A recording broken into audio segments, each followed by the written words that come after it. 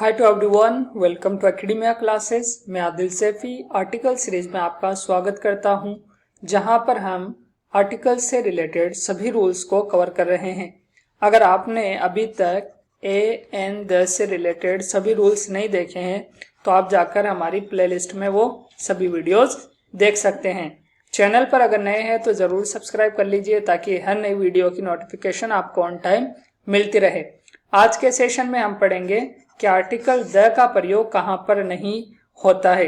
अभी तक हमने सभी वीडियोस में ये देखा कि आर्टिकल ए और एन और द का प्रयोग कहाँ कहाँ पर किया जाता है, लेकिन लास्ट वीडियो में हमने ये देखा कि आर्टिकल ए या एन का प्रयोग कहाँ नहीं किया जाएगा।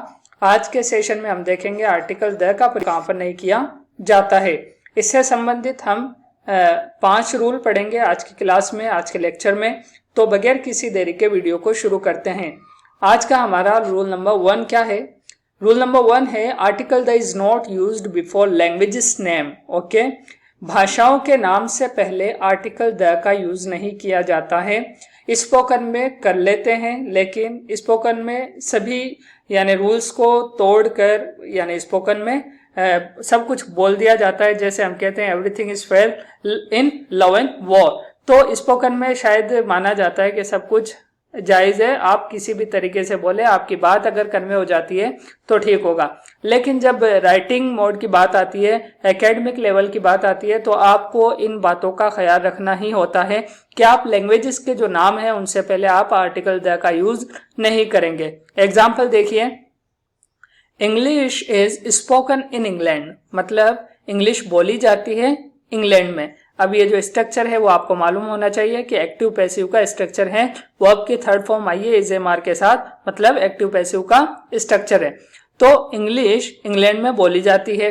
अब यहाँ पे सेकेंड एग्जांपल देखिए, the English is spoken England.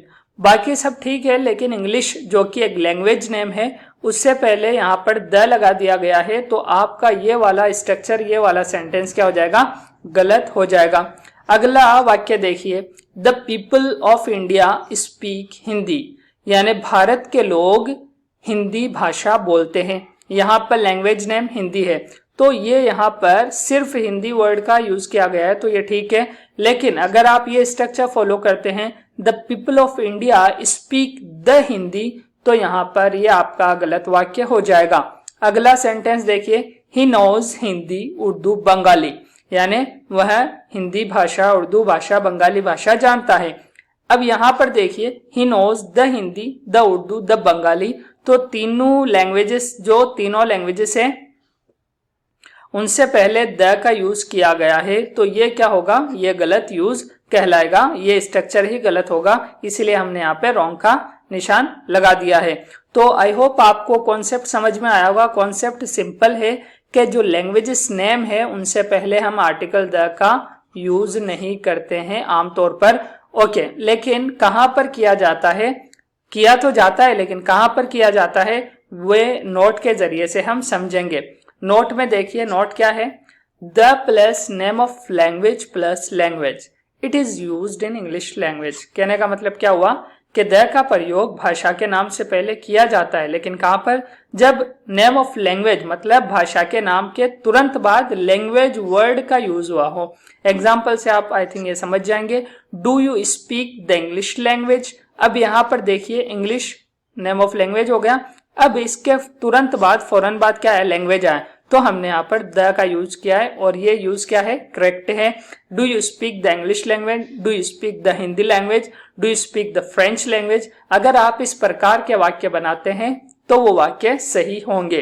अगला नोट देखिए, translate plus the plus language name, ये वाला स्ट्रक्चर भी सही माना जाता है। जब आप ट्रांसलेट की बात करते हैं और इस ट्रांसलेट वर्ड का यूज करते हैं और उसके बाद आपको लैंग्वेज नेम लेना होता है, तो आप इसके बीच में इन द मिडल ऑफ, यानी इन दोनों के बीच में आप क्या करेंगे? आर्टिकल द का यूज करेंगे। It is used in English language, मतलब इसका प्रयोग किया जाता है, इस स्ट्रक्चर का इंग्लिश भाषा में यूज किया जाता है। एग्जाम्पल देखिए, translate the Hindi into the English, मतलब हिंदी का इंग्लिश में अनुवाद करो। ट्रांसलेट मतलब यहाँ पर एज अ वर्ब यूज किया गया है। Translate the Hindi into the English, Hindi का इंग्लिश में अनुवाद करो। Translated from the French, okay, यानी कि अनुवाद किया गया है फ्रेंच से। तो दोनों ही एग्जाम्पल्स में ट्रांसलेट वर्ड का यूज हुआ है। तो इसके बाद जो लैंग्वेज आई है हिंदी, तो उससे पहले भी हमने द का यूज किया है और यहाँ पर भी इंग्लिश से पहले द का यूज किया। उसी तरीके से फ्रेंच जो कि एक लैंग्वेज नेम है, तो उससे पहले भी हमने द का यूज किया है। आई होप कि आपको कॉन्सेप्ट समझ में आया होगा कि जब ओनली लैंग्वेज नेम यानी कि आता है तब हम क्या करेंगे, आर्टिकल द का यूज नहीं करेंगे, लेकिन इन दोनों स्ट्रक्चर में से कोई स्ट्रक्चर आता है तो हम वहां पर आर्टिकल द का यूज कर सकते हैं। I hope you understood the idea. Rule number 2 देखते हैं क्या है। Article the is not used before proper noun. ये बेसिक फंडामेंटल रूल्स में से आर्टिकल के प्रॉपर नाउन से पहले आप क्या, द का यूज नहीं करेंगे। उसकी वजह क्या है, उसकी वजह सिंपल है। क्या है, सिंपल है। क्यों, क्योंकि द असल में चीजों को खास ही करता है। द क्या करता है, चीजों को खास कर देता है, और प्रॉपर नाउन अपने आप में क्या होता है, खास होता है। ठीक है, प्रॉपर नाउन अपने आप में क्या होता है, खास होता है। तो हम आर्टिकल द का वहां पर प्रयोग ही नहीं करते हैं। प्रॉपर नाउन के बारे में आपको मालूम होना चाहिए कि व्यक्ति, वस्तु, स्थान, प्राणी के मतलब स्पेसिफिक नेम को क्या बोलेंगे हम, स्पेसिफिक नेम। मतलब पूरी क्लास के लिए नहीं बोला जाता हो, बल्कि खास नाम हो हर व्यक्ति का, हर वस्तु का, किसी भी जगह का, तो उसे हम क्या बोलेंगे, प्रॉपर नाउन बोलते हैं। इसका जो अपोजिट होता है वो होता है कॉमन नाउन। कॉमन नाउन होता है इसका अपोजिट, जिसका अर्थ होता है पूरी जाति के लिए बोला जाने वाला शब्द। लाइक चेयर, एक चेयर शब्द है जो पूरी जाति मतलब पूरी चेयर से दुनिया में उनके लिए यह शब्द बोला जाता है। लेकिन यहाँ पर फॉर एन एग्जाम्पल मैं कहता हूं कि टाटा, जो कि एक कंपनी का नाम है, तो आप सभी कंपनीज को कंपनी तो बोलते हैं, वो एक कॉमन नाउन होगा, लेकिन टाटा को टाटा ही बोलते हैं। उसी तरीके से सैमसंग एक कंपनी का नाम है, तो आप सभी कंपनीज को कंपनीज बोल सकते हैं, लेकिन सैमसंग एक स्पेसिफिक नेम है एक कंपनी का। तो आई होप ये आपको कॉन्सेप्ट समझ में आए होंगे। अब इसके बाद इसको समझते हैं हम कि article the is not used before proper noun, मतलब व्यक्तिवाचक संज्ञा से पहले हम आर्टिकल द का यूज नहीं करते। एग्जाम्पल देखिए, Jaipur is the capital of Rajasthan. Jaipur एक प्रॉपर नाउन है और राजस्थान भी एक प्रॉपर नाउन है, क्योंकि जगहों के खास नाम है। अगर इनमें कॉमन नाउन ढूंढा जाए तो वो क्या है, जयपुर एक सिटी है, सिटी एक कॉमन नाउन है, राजस्थान एक स्टेट है और स्टेट भी एक कॉमन नाउन है। लेकिन जयपुर स्पेसिफिक नेम है जगह का और राजस्थान भी एक स्पेसिफिक नेम है, तो इन दोनों को हम क्या मानेंगे, प्रॉपर नाउन मानेंगे। उसी तरीके से कैपिटल भी एक कॉमन नाउन है, क्योंकि जितनी भी राजधानियां हैं उन्हें हम कैपिटल बोलते हैं। तो पूरी जाति के लिए बोले जाने वाला शब्द असल में कॉमन नाउन कहलाता है। ये फंडामेंटल्स रूल हैं, इनको आप याद ही रखें तो बहुत ही अच्छा होगा, आपको कॉन्सेप्ट अच्छी तरीके से समझते रहेंगे। तो यहाँ पर यही कहा गया कि आप जयपुर से पहले या राजस्थान से पहले द का यूज नहीं करेंगे। आपका स्ट्रक्चर ऐसा होना चाहिए, Jaipur is the capital of Rajasthan, the Jaipur is the capital of the Rajasthan. ये गलत हो जाएगा, क्योंकि आपने प्रॉपर नाउन से पहले आर्टिकल द का यहाँ पर यूज किया है। नेक्स्ट एग्जांपल देखिए, America is a super power country. Okay, America क्या है, एक सुपर पावर कंट्री है। तो हम नाउन, एडजेक्टिव और इससे पहले आर्टिकल ए या एन का प्रयोग करते हैं। ये स्ट्रक्चर हमने पढ़ा है। अगर आपने नहीं देखी है वीडियोस तो आप हमारी प्लेलिस्ट में आर्टिकल सीरीज की सभी वीडियोस को देख सकते हैं। हर छोटे बड़े रूल्स को हमने वहां पर कवर किया है। लेकिन अगर आप ये स्ट्रक्चर ऐसे बोलते हैं, the America is a super power country, तो आप क्या करेंगे, यहाँ पर गलती कर देंगे, क्योंकि अमेरिका एक प्रॉपर नाउन है और आप इससे पहले आर्टिकल द का यूज नहीं कर सकते हैं। अब नोट है, थोड़ा सा डिफरेंस है, वो क्या है, the Patna of Bihar is dangerous today. मतलब आज के दिन में या आजकल जो न्यूज है उनसे पता चलता है कि बिहार की जो राजधानी है पटना, वो बहुत ही डेंजरस है, खतरनाक है। ओके, तो घातक है। अब यहाँ पर पटना एक प्रॉपर नाउन है, लेकिन उससे पहले द यूज हुआ है और फिर भी ये वाक्य क्या है, सही है। क्यों, क्योंकि हमने एक कॉन्सेप्ट आर्टिकल द के जो रूल्स पढ़े उनमें पढ़ा था कि ये कॉन्सेप्ट है the plus noun plus of plus noun, यानी कि noun plus of plus noun का जो कॉन्सेप्ट है उससे पहले हम आर्टिकल द का यूज कर सकते हैं। The people of India are honest, यानी कि भारत के लोग क्या हैं, ईमानदार है। अगर आप ऐसे बोलते हैं भारत के लोग, तो आप वहां पर द पीपल ऑफ इंडिया बोल सकते हैं, ठीक है। या the Patna of Bihar is dangerous today, the Patna of Bihar is dangerous today. तो यहां पर देखिए पटना नाउन है और ऑफ प्रीपोजिशन है और बिहार क्या है, यह भी नाउन है।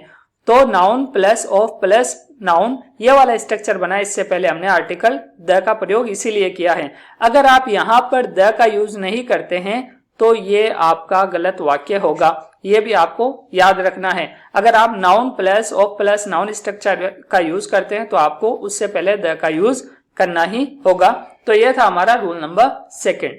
रूल नंबर 3 क्या है समझते हैं। Article the is not used before subjects name. Okay, विषयों के जो नाम है, विषय होते हैं हमारे विषय होते हैं, विषय सब्जेक्ट, उनके जो नाम है उनसे पहले हम क्या आर्टिकल का प्रयोग नहीं करते हैं। Okay, physics is a difficult subject. Okay, physics क्या है, एक मुश्किल विषय है। उसी तरीके से अगर आप बोलते हैं the physics is a difficult subject, तो ये क्या होगा, आपका गलत हो जाएगा, क्योंकि आपने यहाँ पर सब्जेक्ट नेम से पहले क्या आर्टिकल द का यूज किया है। अब कहां पर सब्जेक्ट्स के नेम से पहले आर्टिकल्स का यूज किया जा सकता है, वो अगर आप जानना चाहते हैं तो हमारी सीरीज को पूरा देखिए, आपको मालूम हो जाएगा कि कहां पर सब्जेक्ट्स के नेम से पहले आर्टिकल का यूज किया जाता है और वहां सेंस क्या होता है। ओके, सेंस क्या होगा, ये सब आपको वहां पर मिलेगा। हर वीडियो में अगर हर टॉपिक को क्लियर किया जाएगा तो मतलब जो रेगुलर व्यूअर्स हैं वो परेशान हो जाएंगे, ठीक है। रूल नंबर 4 देखते हैं। आर्टिकल ए और एन और द, इन तीनों में से is not used before each every either neither plus singular noun. कहने का मतलब है ये जो डिस्ट्रीब्यूटिव एडजेक्टिव है, इन्हें क्या बोलते हैं, डिस्ट्रीब्यूटिव एडजेक्टिव। डिस्ट्रीब्यूटिव एडजेक्टिव कहा जाता है इन्हें, ये बात आपको याद रखनी है, ठीक है। तो इनके बाद सिंगुलर नाउन, अगर ये स्ट्रक्चर आता है तो हम ना तो ए का, ना एन का, ना द का, किसी भी आर्टिकल का यूज वहां पर नहीं करेंगे। एग्जाम्पल से बात को समझिए। Each boy has a pen, मतलब हर एक लड़के के पास एक पेन है। तो यहां पर अगर आप each a boy has a pen बोलते हैं तो भी गलत होगा, each the boy has a pen तो भी गलत होगा, ये वाक्य ठीक है। तो ये था रूल नंबर 4। आई होप कि आपको समझ में आया होगा कि डिस्ट्रीब्यूटिव एडजेक्टिव जो होते हैं, ओके, जो चीजों को प्रत्येक तौर पर बताते हैं, डिनोट करते हैं, इंडिकेट करते हैं, इसकी तरफ इशारा करते हैं, तो आप क्या करेंगे, वहां पे किसी भी आर्टिकल का यूज नहीं करेंगे। अब हम देखेंगे रूल नंबर 5। रूल नंबर 5 क्या है। Article the is not used before uncountable noun. Uncountable noun के बारे में कई बार वीडियोस में बताया गया है। जो नाउन गिनने योग्य नहीं होते हैं उन्हें हम अनकाउंटेबल नाउन के नाम से जानते हैं। जैसे वाटर है, ओके, जैसे गोल्ड है, ओके, राइस है, चावल।